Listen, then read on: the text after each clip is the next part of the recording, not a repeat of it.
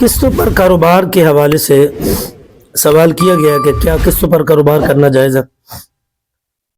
قسطوں پر کاروبار جسے فقہی اصطلاح میں بیع بالتقسیط کہتے ہیں، اسلام میں یہ جائز ہے۔ فی نفس سے ہی قسطوں پر کاروبار کرنا جائز ہے، بشرطے کہ وہ سودی معاملات اور ممنوع شرائط سے پاک ہو۔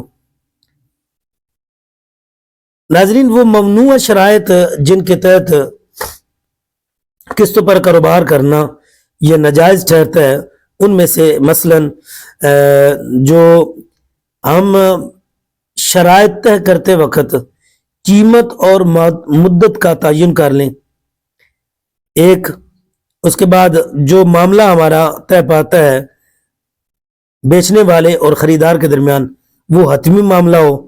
اسی طرح پھر جو ہم قسطوں کے کاروبار میں شرائط طے کرتے ہیں کہ قسط کے لیٹ ہونے پر جو خریدار کو جرمانہ کیا جاتا ہے وہ ناجائز ہے۔ اسی طرح بعض دفعہ دکاندار یعنی جو بیچنے والا ہے چیز کا قبضہ اس کا اپنا نہیں ہوتا لیکن وہ اگلے بندے کو بیچ رہا ہوتا ہے، یہ بھی ناجائز ہے۔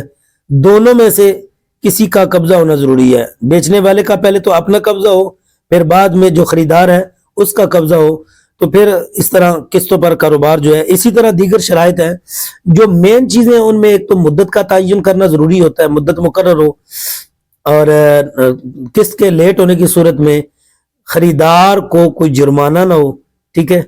تو یہ وہ ساری چیزیں ہیں جن کے تحت پھر آگے جو قسطوں پر کاروبار کرنا ہے وہ جائز یا ناجائز ٹھہرتا ہے۔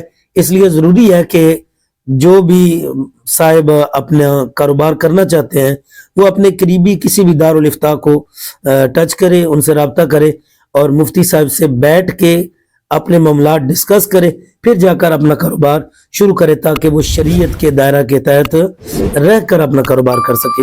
اللہ تعالیٰ ہمیں رزق حلال کمانے کی توفیق عطا فرمائے۔